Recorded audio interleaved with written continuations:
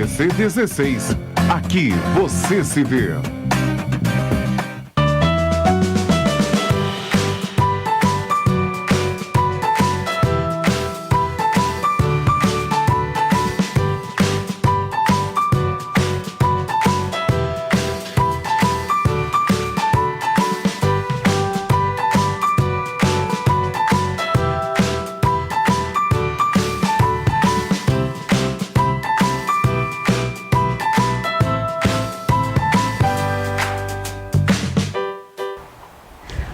Meu nome é Jéssica Lima e bem-vindos a mais um Nasceu, Bora Cuidar, aqui na TVC, canal 16 em Petrópolis e canal 3 em Três Rios e Paraíba do Sul, com transmissão simultânea pelo site www.tvc16.com. No programa de hoje, nós vamos falar sobre o agosto dourado. É claro, não ia deixar de ele passar em branco, né? E vamos falar sobre a amamentação. Como que é esse processo da amamentação, né? Pela amamentação típica e a atípica, vocês vão entender um pouquinho sobre isso. Como que é o processo de formação de vínculos entre mãe e filho e que a importância, né, da amamentação. Vamos trazer também algumas questões culturais, diversas questões para nós aprofundarmos durante o nosso programa. Também teremos o Momento Pirulito, que foi gravado essa semana na Pirulito Baby, mostrando acessórios infantis. Desde luvinha para higiene bucal, alguns acessórios que a tia Meire já comentou aqui em alguns dos nossos programas anteriores, e também falando sobre copinhos, brinquedos e muito mais. Então não percam o programa, porque tem muita novidade. Nós vamos começar agora com a participação da Ana Santos, mãe do Bernardo. Seja bem-vinda, Ana.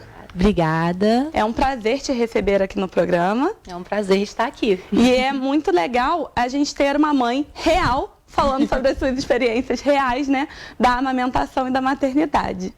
Primeira coisa, quantos anos o Bernardo tá? Agora ele está com 3 anos e 6 meses. Então, foi um processo de amamentação. Você logo de cara já conseguiu amamentá-lo no peito ou não? Teve algum tipo de dificuldade? Logo de cara. Assim que ele saiu de dentro de mim, que colocaram em cima de mim, ele já foi procurando. E desde então ele não teve problema com a pega, nada disso? Nada disso. Isso é bom, porque tem muitas mães que têm dificuldade na tua primeira mamada, né, que você deu pro Bernardo. Teve alguma enfermeira te orientando ou não? Já foi no automático, ninguém te passou nenhuma posição, manobra, como pegar o bico? Foi meio no automático, né? Eu falo que foi meio mágico, porque assim que botaram a roupinha nele, que me entregaram, ele já foi procurando, aí a enfermeira falou, pode dar. E até então não tinha, né, leite. Eu falei, ué, como assim? Aí, assim que eu coloquei, ele já mamou magicamente. Aí a enfermeira depois me orientou, uma maneira mais confortável. Uhum. Mas daquele momento em diante, ele já mamou magicamente. Perfeito. Você disse que antes não tinha leite. Não teve surgimento de colostro durante a gestação, nada disso? Não teve, nada. Eu ficava super preocupada, porque eu tinha muita vontade de amamentar. E sempre perguntava à médica nas consultas pré-natais se eu ia amamentar. Ela falava, calma, vai vir. E foi no primeiro momento mesmo que ele sugou, que já veio. Nas minhas 2 gestações eu tive a questão do colostro muito presente. De marcar sutiã, manchar sutiã por causa da gordura que sai do colostro. Mas já me disseram diversos relatos, né, que a mãe não tem esse colostro. Mas no momento que a bolsa rompe, né, que vem o ato do parto, que o leite já automaticamente o colostro desce, né, que ele fica ali acumulado e libera o fluxo dele quando eles sabem que o bebê já está chegando. Comigo então, foi bem assim mesmo. E é muito legal que ele não teve esse processo de dificuldade da pega, né? Com a Helena eu tinha dificuldade na posição, me explicaram, mas não tinha. Tinha vezes que ela pegava só no biquinho do peito e machucava muito. Teve problema com rachadura durante a amamentação ao longo do tempo? Não, eu nunca tive. Ele sempre teve a pega direitinha, eu nunca tive problema de rachadura, nem dor. Nada relacionado à amamentação dolorida, né? Fisicamente. Uhum. Ai, que bom. Mas fisicamente, psicologicamente? Psicologicamente não foi tão fácil assim. Porque o Bernardo mamou até 2 anos e meio. E quando chegou assim, aos 2 anos mais ou menos, eu senti uma pressão, né, da sociedade e minha também, que eu estava muito cansada. Ele não dormia, né? Ele queria ficar no peito, já era um vício, né? E aí veio os problemas psicológicos, né? Porque foi muito difícil tirar o mamar dele, para mim e para ele. Você comentou comigo nos bastidores sobre uma questão cultural. O que aconteceu nessa questão cultural? Eu fui morar em Portugal, né, durante mais ou menos 6 meses. E lá, né, a cultura é bem diferente da gente aqui. Eles não têm uma cultura de amamentação, principalmente para crianças. Bom, eu acho, né, eu não pesquisei sobre isso. Mas eu me senti muito mal, porque lá eles não aceitam, né, a mulher, assim, tirar a mama para fora e amamentar em qualquer lugar. Então, sempre que eu fazia isso, o Bernardo já tinha 1 ano e pouco, já andava, né, as pessoas me olhavam com uma cara de desespero, assim, eu me sentia muito mal, por isso que eu estava cometendo um crime. E, inclusive, nos shoppings, né, eles têm um ovo lá, uns lugares, assim, meio que adequados para isso. A mulher entra ali dentro, fica isolada de todo o resto, na praça de alimentação, para amamentar. E eu não, o Bernardo estava acostumado a mamar em qualquer lugar. Então, assim, ele queria aquilo, eu estava acostumado. E eu me sentia mal por ele, porque eu tinha que negar ele por uma questão cultural. E me sentia mal também por as pessoas olharem para mim com aquela cara, né? Então, assim, foi bem difícil esse período. E amamentar é um ato de amor, né? Tu sentiu você falou que foi mágico. Essa conexão, ele tinha muito apego por você? Tinha uma conexão muito forte com você por conta da amamentação? Muito, até hoje. Até hoje, às vezes, para dormir, ele tá muito agitado, ele tem pesadelo. Eu chego no quarto dele, ele vai com a mãozinha assim, aí bota a mãozinha aqui e se acalma, assim. É uma conexão mesmo que muito forte, sabe? E como foi o processo do desmame? Hoje ele já não mama. Não, né? Hoje não. Mas como que foi o processo do desmame? O que você fez para que isso acontecesse? Eu fiz de tudo. De simpatia a colocar dipirona no meu peito. Eu fiz de tudo, foi muito difícil. Eu coloquei ele na escola, eu achei que com a escola ele ia diminuir, né? Diminuiu realmente, porque ele ficava na escola. Mas quando eu chegava na escola para buscá-lo, ele ia tirando minha roupa, arrancando a minha roupa, me sentia assim, sabe? Queria conversar com a professora, não podia, ele chorava horrores. Parecia que ele queria mamar tudo que ele mamou durante o dia naquele momento. E ele passou a dormir pior. Eu achando que ele ia ficar cansado, que ele ia, né, dormir mais, ele começou a dormir pior, porque ele ficava a noite toda querendo mamar, né, tirar o atraso do dia. E o processo de desmame foi bem difícil. Eu tive que colocar várias coisas no peito. Todo mundo me falava, coloca dipirona, coloca café, coloca... Eu ia colocando tudo.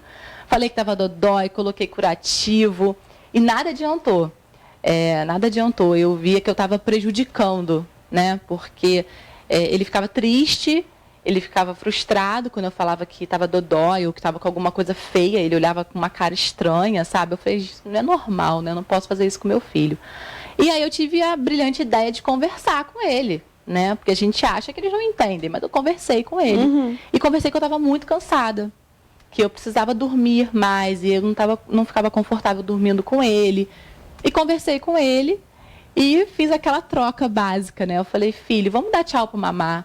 Escolhe alguma coisa que você queira muito. A mamãe dá um brinquedo que você queira muito. A gente troca o mamá, a gente dá tchau pro mamá, porque você já tá grande. Aí, aquela pressão dele tá um menino grande. Ele escolheu um carrinho, eu comprei o carrinho. E ali, daquele dia em diante, ele deu tchau pro mamá. Mas foi um processo... Foi um processo difícil, sabe? Porque, assim, de noite ele chorava, eu tinha que ir lá, conversava. Aí eu lembrava tudo isso de noite. Mas durou assim uns 3 dias, 1 semana no máximo, ele já E depois se adaptou. Você fez o processo que a gente faz às vezes para trocar a chupeta, quando a criança se apega à chupeta. Você fez com o mamá. Eu fiz com o mamá. Assim, eu tentei trocar por chupeta, eu tentei trocar por mamadeira. Tudo que me falaram, na verdade, sabe? Simpatia, eu fiz simpatia para desmamar. E nada dava certo. Aí foi na conversa, no método menos comum, eu acho, que as pessoas tendem a ter medo, achar que não vai funcionar. E conversar com ele entendeu, né? E aí hoje em dia ele fala, quando vê alguma criança mamando, ele fala, mamãe, é bebê, né? Eu falo, é bebê. E você já é grande. Mas assim, naquele período foi muito difícil para mim e para ele, porque eu também sofri muito, porque era muito mais cômodo para mim quando ele chorava de noite, dar uma mamar e ele voltava a dormir. E nessa semana, né, que eu passei, eu tinha que toda noite conversar com ele, lembrar novamente, lembra, filho, a mamãe falou com você, você já é grande, e morrendo de sono, querendo dormir, e conversando com ele de madrugada. Você sente que esse momento, né, do desmame com o Bernardo interferiu no seu relacionamento com ele? Eu acho que não, assim, interferiu se eu continuasse naquela neura de colocar 200 coisas no meu peito e falar com ele que estava ruim, que estava dodói, que não tinha acabado, sabe? Eu acho que aí sim interferiu, que eu estava vendo ele ficando triste, ele ficando angustiado, né? E eu também, uma pressão em cima dele que ele tinha que largar aquilo. E aí, quando aconteceu de uma forma mais fácil, né, uma conversa, eu acho que ele entendeu melhor. E aí hoje nós temos esse assunto bem resolvido. Ai, graças a Deus. É legal a gente trazer essa questão do diálogo com as crianças, porque muitas das vezes a gente acha, é novinho, não entende, mas as crianças te entendem desde que estão no útero. Você está conversando, teu filho está te ouvindo, ele sente o que você sente.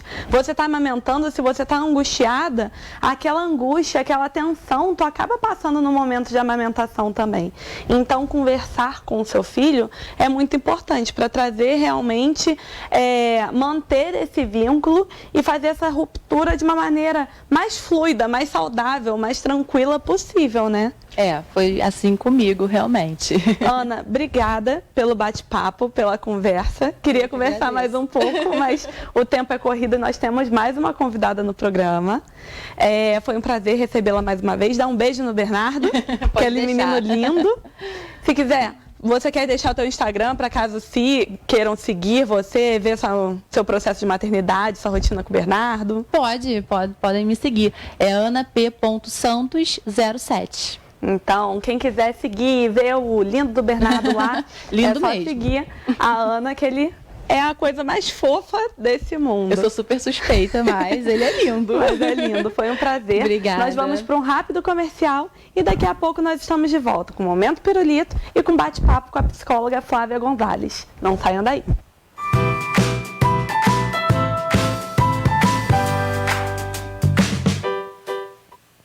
Por detrás do arco-íris, além do horizonte, há uma escola encantada feita pra você, onde um sonho colorido mora atrás do monte. Quero te levar comigo quando envelhecer.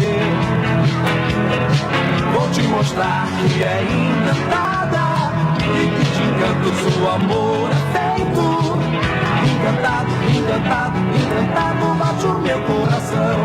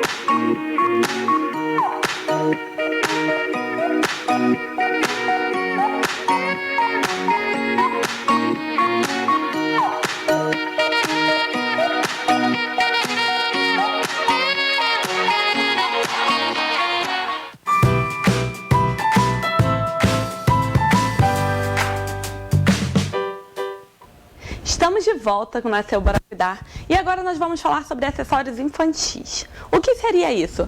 Cadeira, banheira, copo, mamadeira, bico, chupeta, um monte de coisa. Eu invadi a Pirulito Baby e fui mostrar todas as novidades para vocês. Roda aí!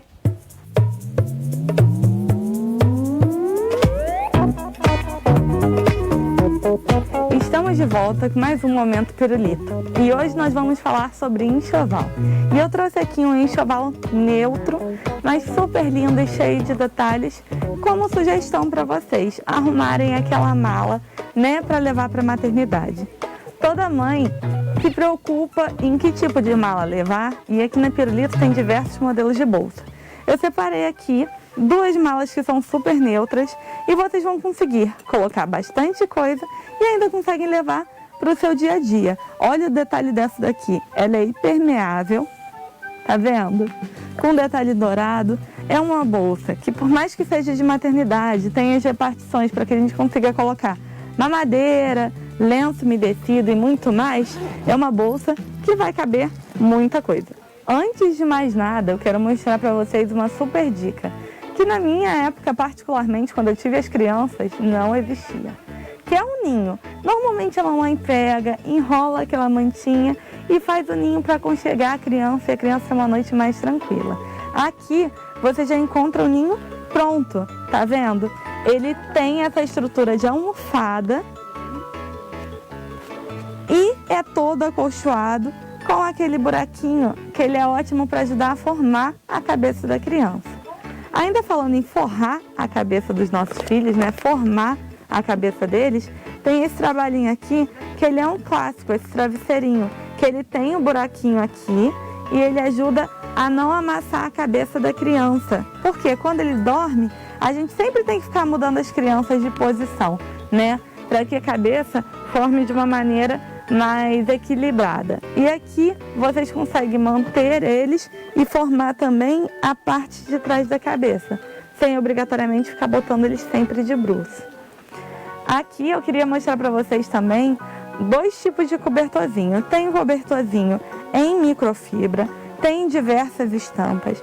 Ele é super delicado ao toque e também é hipoalergênico, né? E também esse de linho, que é super delicado e vai trazer um toque de requinte para o enxoval dos seus filhos. Temos também os jogos de lençol, né, com a fronha combinando. Aqui eu pensei em tons neutros para que eu consiga atender a todas. Mas aqui vocês encontram rosinha, azul, roxinho e muito mais. Temos também essas toalhas que são combinando também, são com tomzinho de bege. Tem a forração de toalha, de fraldinha por dentro para poder absorver melhor. Temos também o rolinho que evita que a criança role sozinha durante a noite, que ela fique aconchegada também e não fique rolando de um lado para o outro dentro do bercinho, fique em segurança. Temos outro tipo de mantinha, essa mantinha aqui tem capuz, né? Essa toalha tem capuz. Temos também esses paninhos de boca, né? Kit babinha, que são ótimas para você levar para um passeio, para evitar aquele gofo que às vezes acontece.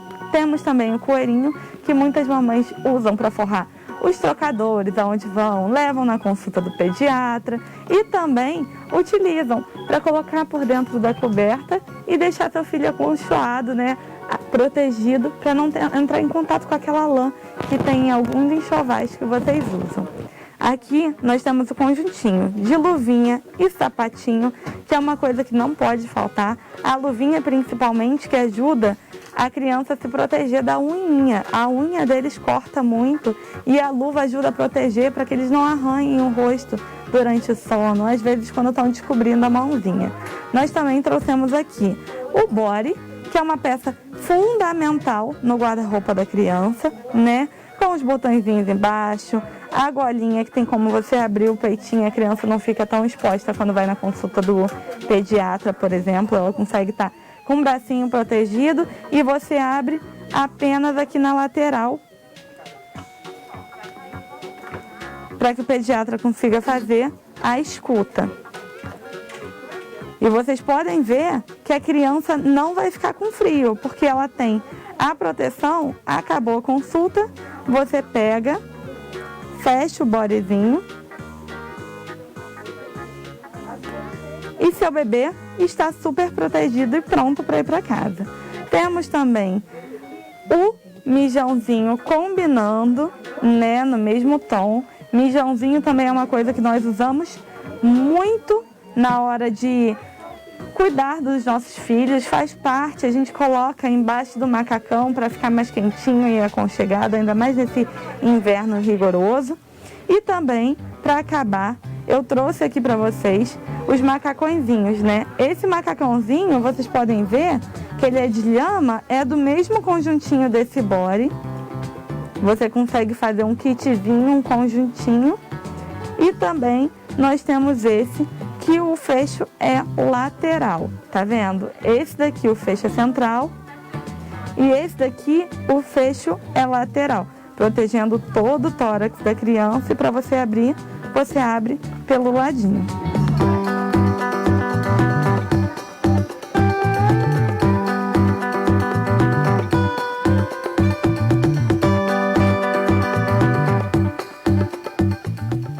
Bem, nosso Momento Pirulito fica por aqui. Espero vocês na semana que vem com muito mais na Pirulito para vocês.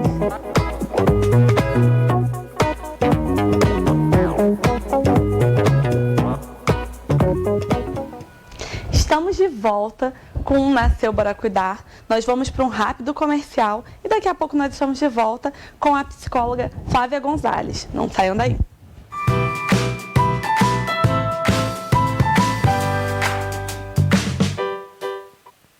Por detrás do arco-íris, além do horizonte, há uma escola encantada feita pra você, onde um sonho colorido mora atrás do monte. Quero te levar comigo quando envelhecer. Vou te mostrar que é encantada e que de encanto seu amor é feito. Encantado, encantado, encantado, bate o meu coração.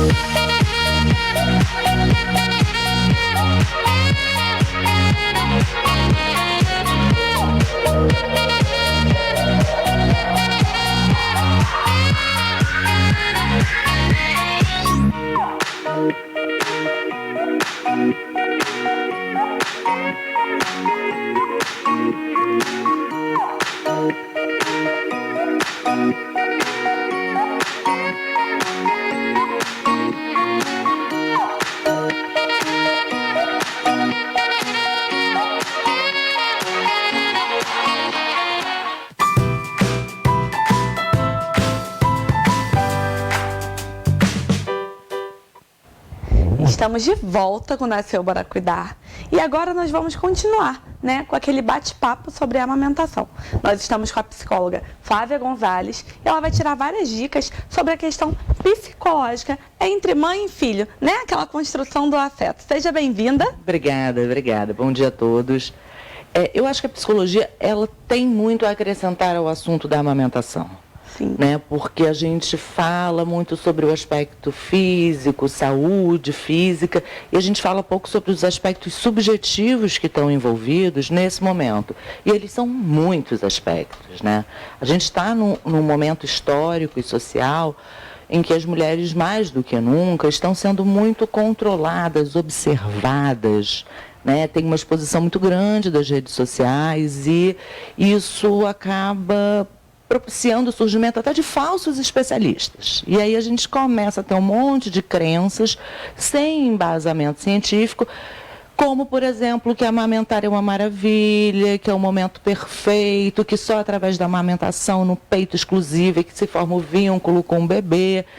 E a gente, quando vai conversar com as mulheres individualmente e ouvir a experiência de cada uma delas, a gente vê que não é essa a realidade de uma grande parte. Antigamente era vendida essa maternidade ideal, né? Em novela, em comercial. Uhum. Hoje em dia, até mesmo nas redes sociais, algumas pessoas, para se dizer experts, né? Exemplo naquela área, elas mostram uma vida real. Sim. Fake, né? E faz com que as mães reais, né, se sintam menos mães por não Exatamente. conseguir amamentar, por diversas questões. E eu acho que o vínculo vai muito além disso. Não sei se você concorda. Concordo plenamente. A gente sabe que a amamentação exclusiva é o melhor, né? Idealmente, é o melhor para a saúde da mãe e do bebê. Os médicos dizem isso pra gente, Para a gente já imunidade, sabe. para saúde, para formação de cálcio. Exatamente. É um reflexo natural, né? É um instinto natural do ser humano. Né? Isso é importante você pontuar essa parte do natural e do instinto, porque assim, a amamentação é natural, né? Nós somos animais amamentam, somos mamíferos. Mas ser natural não exclui ser muito difícil. E para algumas mulheres é muito difícil. Para a amamentação poder ocorrer, a gente precisa de duas coisas: uma mãe saudável e um bebê saudável. E isso nem sempre é possível. Né? A gente tem o que a gente chama das mães invisíveis, que são as mães que não podem amamentar. As mães que têm HIV, as mães que estão passando por um tratamento de câncer, as mães que tomam um medicamento específico que não pode ser transmitido para o bebê. Ou que tiveram algum tipo de infecção urinária durante a gestação e tiveram que tomar medicação. E aquela medicação não impede a amamentação. E vários outros casos de mulheres que existem e que geram seus filhos e que não podem amamentar. Do outro lado, a gente tem os bebês invisíveis também, que são os bebês que nascem e vão direto para uma UTI neonatal. E ali o importante, o fundamental é que aquele bebê se alimente. Então, muitas vezes o bebê é alimentado por fórmula, na mamadeira, copinho, sonda. E muitas vezes não é possível fazer a amamentação exclusiva ali. E é muito perverso a gente falar que essas mulheres não vão conseguir ter um vínculo mãe-bebê bem estabelecido. Ou que esses bebês não serão saudáveis. Porque isso não é verdade. Vínculo mãe-bebê não é exclusivo da amamentação, é da alimentação. A alimentação é vínculo. Vínculo é ligação, criação de afeto. E isso pode ser feito por qualquer forma de alimentar o seu bebê. Né? Então, o importante para o vínculo se estabelecer não é a amamentação exclusiva no peito. É o processo dessa mulher de estar bem, confiante, segura, da forma como ela pôde ou escolheu alimentar o seu bebê. Sonda, diretamente no peito, usando máquina de extração, mamadeira, não importa. O importante é que ela esteja segura para que ela possa, então, nesse momento de alimentar o seu filho, conseguir formar esse vínculo. E dar aquele carinho, aquele aconchego, como a Ana comentou no bloco anterior, Exatamente. Né? Que o Bernardo, ele criou um vício no peito também, mas foi um processo de formação de vínculo dela, que quando isso se encerrou, o colo dela servia como esse aconchego e não o peito. A mãe que amamenta com uma mamadeira, seja porque precisa trabalhar, seja porque não pôde amamentar por causa de medicação, por causa de uma UTI, que a UTI interfere diretamente nesse processo também, e acaba que quando a criança tem alta, ela acaba vindo usando fórmula já para poder complementar, porque a mãe, como não teve o estímulo, não consegue produzir o leite na quantidade adequada para o seu filho. O ato de estar com o seu filho no colo, estar com o seu filho ali por perto, passar tranquilidade, passar acalento, passar carinho, eu acho que é isso que produz o vínculo. Eu tenho as duas experiências. Eu tive uma vivência de Ana e tive uma vivência de UTI também. O Arthur, por N motivos, eu já contei um pouco da história dele aqui, mas até depois que saiu da UTI, a alimentação dele sempre foi por sonda. E agora é pela boca, mas sempre foi por sonda. Mas a gente teve aquele momento de criar o contato. Ele mamava na sonda dele, depois ele vinha para o colo para que pudesse arrotar, para que o leite pudesse sentar, para que não tivesse refluxo. E aquele momento era um momento de conexão, era um momento de carinho e de acalento dele. Exatamente. O vínculo é o afeto. E o afeto é o olhar, é a palavra, é o tempo, é o limpar, é o cuidar, né?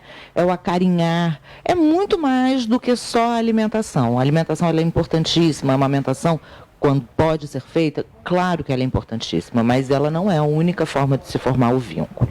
Né? E a gente precisa falar disso porque essas mulheres que não podem, e algumas que optam por não amamentar, elas acabam sendo muito monitoradas, julgadas, condenadas, né? Isso acaba gerando um sofrimento, uma solidão, um isolamento muito grande. E isso sim pode adoecer essa mulher mentalmente, né? A gente tem hoje uma taxa de 20%, 25% de mulheres com depressão pós-parto. É um número muito grande. E esse número pode estar relacionado também com o não conseguir amamentar. Pode, com o não conseguir amamentar, mas potencializado por essa sociedade que exclui, que julga e que transforma esse não conseguir amamentar num sofrimento, num erro, né? Como se a pessoa fosse ser menos mãe. Né? A gente tem os casos de adoecimento mental próprios da maternidade, como a depressão. A gente tem os casos de mastite, que é uma inflamação nas glândulas mamárias, de mastites ligadas à psicossomática. Então, a gente acaba falando de coisas muito graves, que esse julgamento, que essa falta de empatia e de cuidado acabam gerando. A convidada anterior comentou dos olhares, né, que ela recebia quando ela amamentava o filho que já era muito grande. As mulheres que não amamentam diretamente no peito, elas também reclamam desse olhar de julgamento quando a criança é muito pequena e se pega uma mamadeira. O que essa criança pequena está fazendo com uma mamadeira? Por que essa criança não está mamando no peito? Né? As pessoas julgam e colocam essa mulher num lugar de evidência que ela não precisava estar. Né? Eu acho legal também que teve muita evolução em alguns aspectos, tanto quanto a amamentação e tudo mais. Antigamente tinha uma pressão incrível, ainda temos muita pressão com relação a isso, mas tu vê pessoas antigas falando, faz tal coisa, igual ela falou, faz simpatia, disso, daquilo outro, porque na minha época não era assim, na minha época não tinha mamadeira, na minha época não fazia desse jeito, na minha época, eu acho que cabe também empatia do outro, sabe, com aquela mãe. Uma pessoa, normalmente mulher, que está falando, por que você não está amamentando dessa forma? Ela também passou por essa pressão. Sim. E é uma pressão que vai um jogando em cima do outro e que, por mais que seja sofrida, dolorosa para a gente, ela acaba... Você sofreu, você passou por isso, e em vez de aliviar o peso, aliviar a pressão em cima da outra pessoa, você quer que ela passe pela mesma coisa. É como se, em vez de criar um vínculo de empatia, criasse uma necessidade de transmissão da dor. Sim. Algo nesse sentido. O que você está falando é bem importante, porque a gente precisa que essas mulheres... as mulheres que não podem, ou as mulheres que estão com dificuldade de amamentar, elas tenham um meio, né, um meio familiar, um meio social, de amigos e de profissionais, que possam dar a ela um suporte, ou que pelo menos não adoeçam essa mulher. Sim, uma rede de apoio. Exatamente. A Ana comentou, eu vou trazer mais uma vez o caso dela. Ela falou que ela tinha muita dificuldade de dormir, porque os intervalos de mamada do Bernardo eram muito curtos.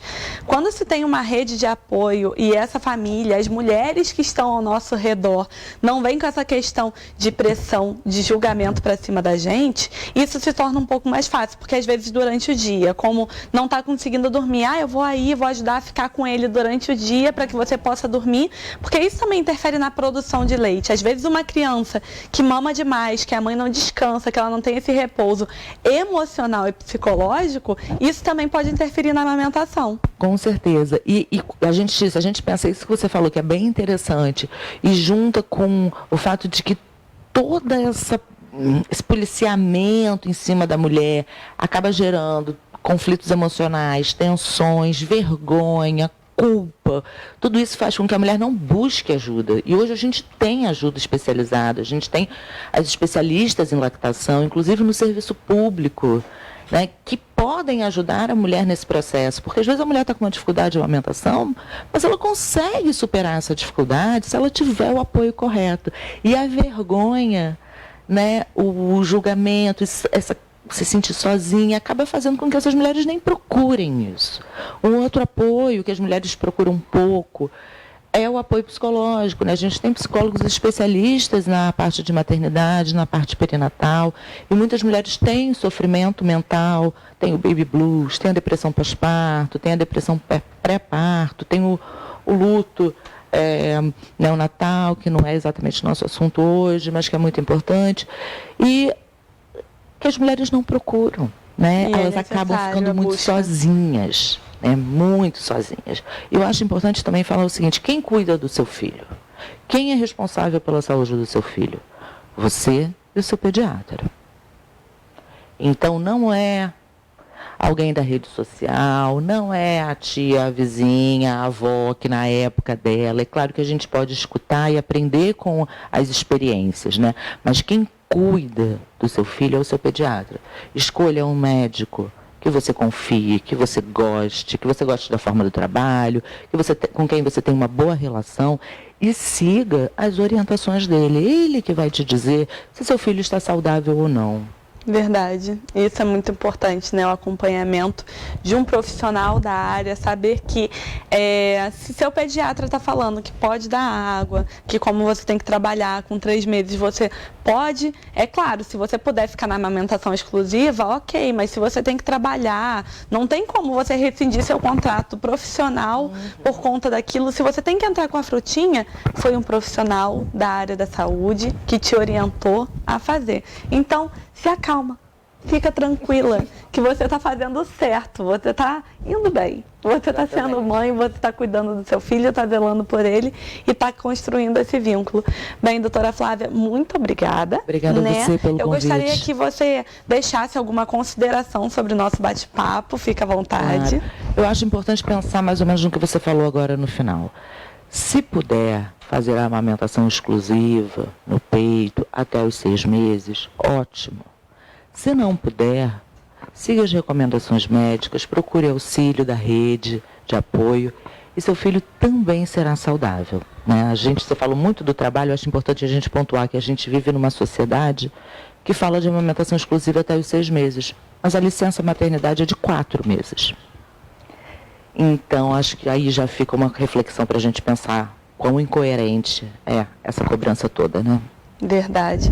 Foi um prazer recebê-la. Teus contatos vão aparecer aqui embaixo. Quem quiser pode seguir a doutora Flávia no Instagram. Isso. Né? Entrar em contato por lá, chama no direct, que eu tenho certeza. Psicologia e Psicanálise Online. Pode me chamar no Instagram, que a gente pode conversar um pouquinho mais. Perfeito, foi um prazer recebê-la. Obrigada, Jéssica, um prazer estar aqui também.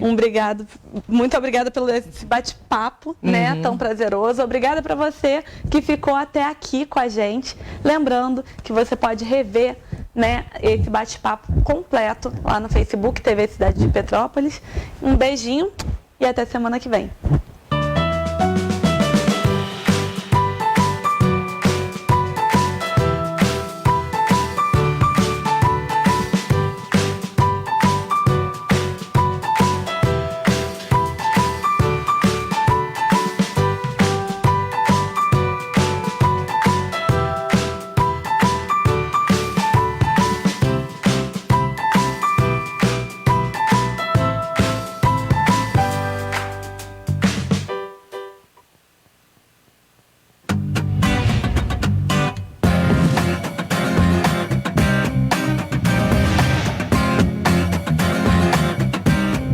TVC 16.